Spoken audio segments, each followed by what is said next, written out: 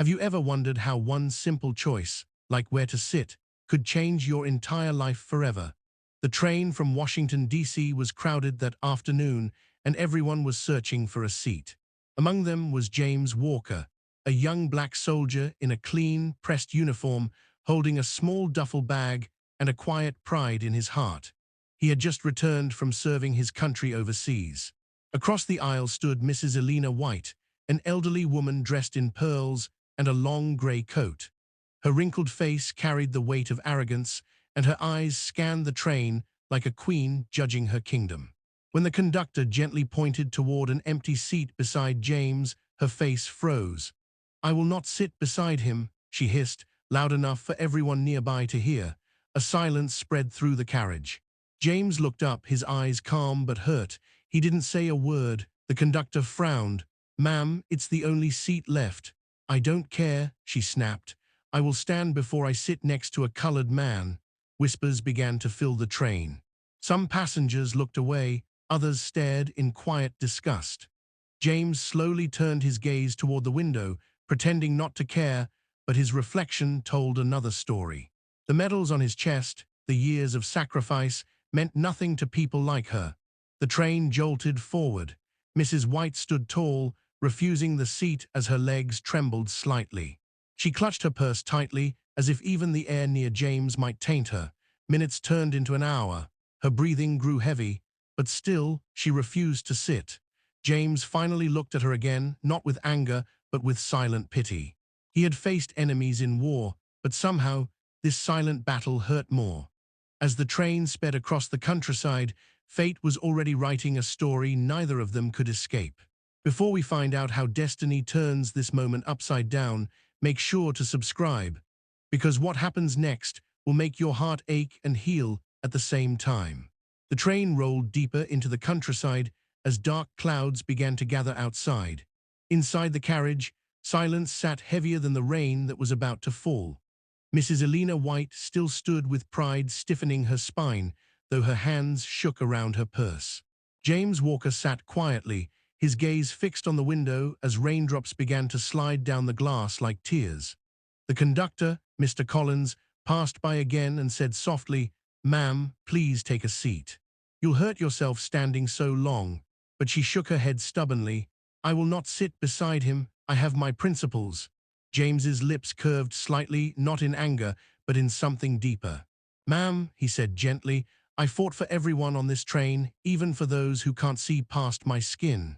His words hung in the air like a mirror she refused to look into. Suddenly, the train jerked violently. A deafening crash of thunder roared outside as the lights flickered. The brakes screamed. The carriage shook so hard that several passengers screamed in panic. Luggage fell from the racks above. Mrs. White lost her balance. Before she could hit the floor, James leapt from his seat, his strong arms catching her just in time. For a second, her terrified eyes met his, the same man she had refused to sit beside. Her heart pounded.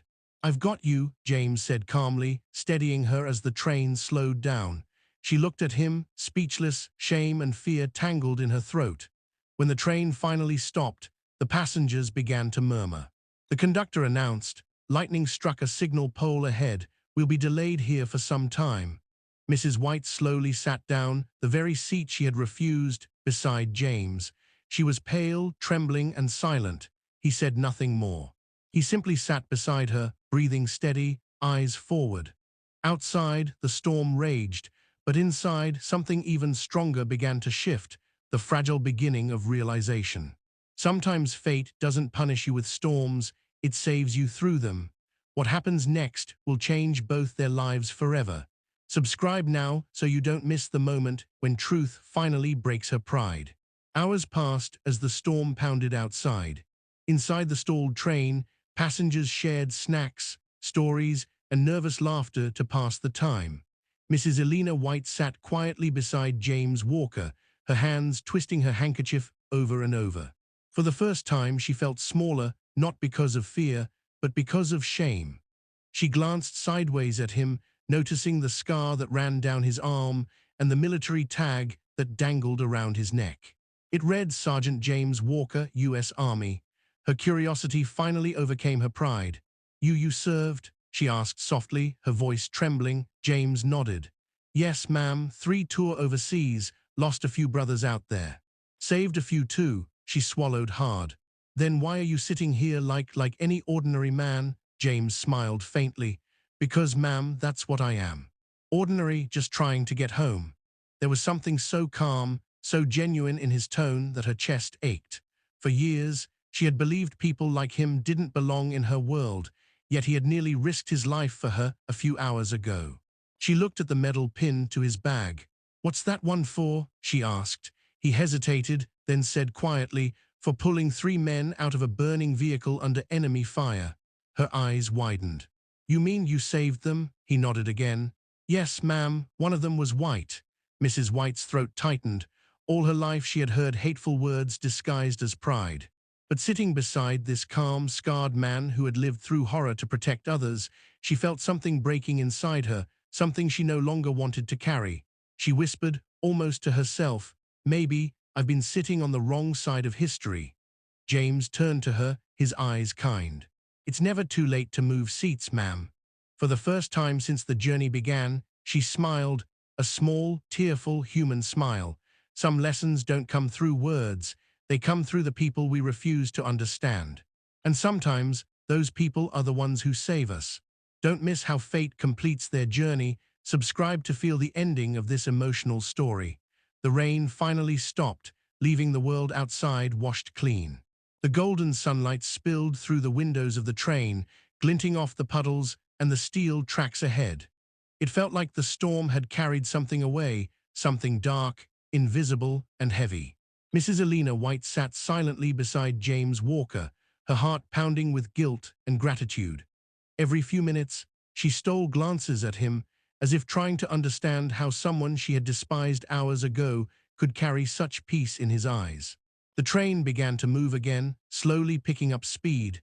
The air inside the carriage was calmer now. Passengers chatted softly, but Mrs. White's world had gone quiet. All she could hear were echoes of her own words, the ones she had spoken in hate. Finally, she gathered the courage to speak. "Mr. Walker," she said quietly, "I owe you an apology." He looked at her gently.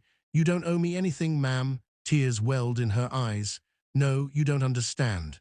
I've spent years thinking people like you didn't belong beside me, but today you not only saved me, you showed me what real honor looks like." James smiled faintly, his expression full of grace. "Sometimes people just need a little reminder, ma'am. Hate doesn't grow by itself, it's taught. But it can be unlearned, too." Her tears finally fell. She reached into her bag and pulled out a small folded photograph, a black and white picture of a young man in uniform. "This was my son," she whispered. "He died in service. I was proud of him, but I never realized there were men like you fighting beside him." James looked at the picture and nodded respectfully. "He was a hero, ma'am. We all were in our own ways." Her wrinkled hands trembled as she gently placed the photo in her lap. "If he were alive today, I think he'd tell me the same thing you just did." When the train reached its destination, Mrs. White stood up slowly. Before stepping off, she turned toward James, her voice barely above a whisper. "Mr. Walker, thank you for catching me when I fell, in more ways than one." James stood, giving a humble nod. "Take care of yourself, ma'am." She smiled through her tears and replied, "You too, son." As she walked away, the passengers who had watched everything unfold felt something change inside them too. The woman who once refused to share a seat had left behind something, her prejudice, her pride, her past. And James, he sat by the window again, watching the sunlight dance across the rails. A quiet peace filled his heart. He hadn't just saved a life that day, he had changed one. Sometimes the smallest act of kindness can destroy the largest wall of hate. If this story touched your heart, don't forget to subscribe, because stories like this remind us that humanity still has hope.